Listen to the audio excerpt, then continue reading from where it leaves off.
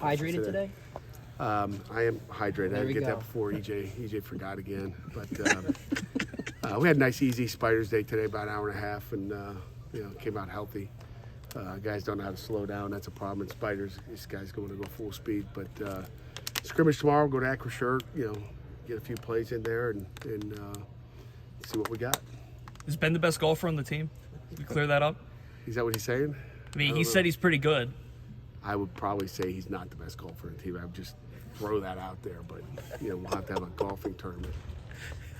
We were just talking to Javon. He was saying how excited he is to get down there and actually hit during some live periods tomorrow. Do you like the physicality he brings to that boundary safety spot? Yeah, I mean, you watched him fill down in the box in the bowl game against UCLA. I mean, he likes to come down there. Steph Hall does too. They all better. Donovan McMillan. I mean, all those guys like to get down in the box, but just want to make sure you're doing the right thing at the right time. That's what you got to make sure. What is it about the mentality that you guys seem to always get those? I mean, I remember you telling us when Damari came back from his injury and he tackled somebody when you guys didn't even have pads on. Seems like it's a thing. Your DBs love to hit people. I think it's just an attitude that we try to play with, and they play hard and try to get them going full speed. If you got to play with effort, and sometimes it's hard to slow down. Like yesterday, MJ Devonshire got a pick, and Jacoby, basically, killed MJ, and it was a whiz period. He wasn't supposed to stay up, but it's just playing hard. You got to play this game fast. You can't play at half speed because everything's off when you do that. Is that a mentality you look for when you're recruiting guys as well? Guys who just want to play hard and go the extra? No question about it. I mean, you're always looking for guys that play with effort, play hard, play with excitement. A guy gets a sack and then he walks back to the huddle like Jerry. I mean, you don't want those guys. Why? Gotta have a little bit of swing. So you're always looking for guys playing with energy, and then again, you try to coach it. You can coach that, to get them to play with enthusiasm. Crumpley's out here getting extra ball drills. He's like a different guy. He's kind of a deer in the headlights. He's got so much more juice to him right now, but it's taken a year and a half to get that done. What's been the biggest difference in Javon's growth from late last season? He had a couple really good games to close it out to where he's at now. Just again, he's working at the mental part of it, I think, more than anything. I think he's a talented kid that's got the ability to be a really good player, but it's more confidence, I think, knowing what you're doing. And he had two major busts in the bowl game. I mean, big time. I mean, Eric Howell gets beat on a post. It's man free. We got a guy in the middle of the field, which is usually not the case. And we surprise them. They throw a post. Eric's sitting on the ground at the goal line, like, where's my help at? He jumped outside leverage. So the mental part of it is as important as the physical part of it. So that's what he's gotten better at, I think, in the offseason with a bunch of meetings. Now, what's the big thing you're looking for tomorrow? I'll say it all the time. You guys know the first one is to come out of it healthy, but I want to see our guys play.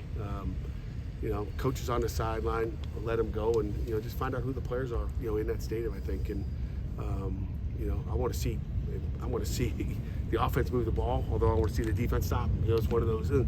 I want to see our deep shots that we missed a year ago. I'd like to see us connect on a few of those. We've done that in the first 6 practices, so it'd be good in Acrisure to see it line up that way.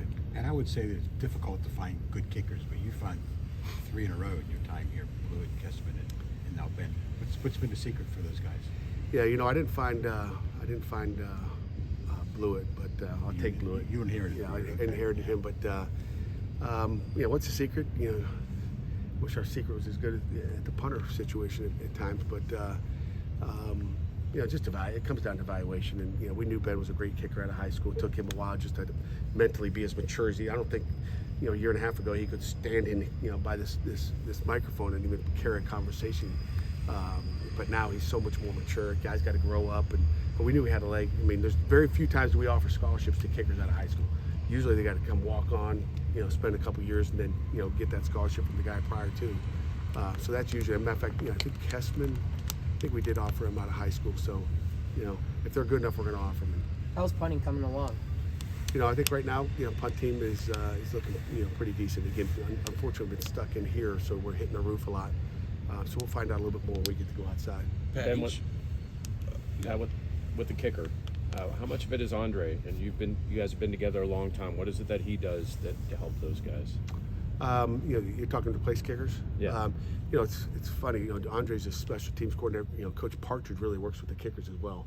He's kind of the kicking guru, as far as just some of those little details. So he's with those kickers. He'll meet with them and talk with them. And again, the thing with the kickers, they always have a personal coach. So there's times during the season they'll send their tape, to their little kicking guy wherever he is around the country, and see what they think about him as well. So they all have their personal coaches. Pat, each year, one thing that you talk about mid-season is playing fast, but also guys sticking to their roles, not jumping outside of their roles, trying to play hero ball, and that when guys do it as a collective, it builds chemistry. What's the challenge of doing that when you guys change safeties? Like this past year, you had Eric and Brandon. Now you're moving to Donovan and Javon, and of course you did that with DeMar and Paris moving into Brandon and Eric. What's the challenge to get those guys to buy in and keep the continuity when you're doing changes like that? That's what college football is all about. Guys are going to graduate, they're going to move on, and those guys have been ready. It's not like they're just all of a sudden buying in now. They bought in a year ago. They just had to wait their time, and if they get 5 plays a game, they get 5 plays. Try to make it the 5 best plays you can. But they bought in a long time ago, I think, and PJ O'Brien is probably leading the show out there with those guys, and it's what it is. It's what they do. It's just waiting to be that next guy. How has Donovan been through 2 weeks of camp? He's been good. He's been good. We want to see a little bit more live. We've only done, with the practices we've had so far, 6 in. 3 of them have been spiders, so we got 3 in pads, and I think we've had probably, I would say probably 1 hour of total contact where we're live. So we haven't done a lot of live. I think we've had 2 periods a day of some type of live. So it'll be interesting to see what we do when it's a lot of live. Has he looked like the player you thought he might become 3 or 4 years ago at Peters Township? No question about it. We're happy with where he is, and he's learning. He's probably the new guy back there trying to learn it all, but he's picking it up. He's picking it up well, and we're happy with where he is right now.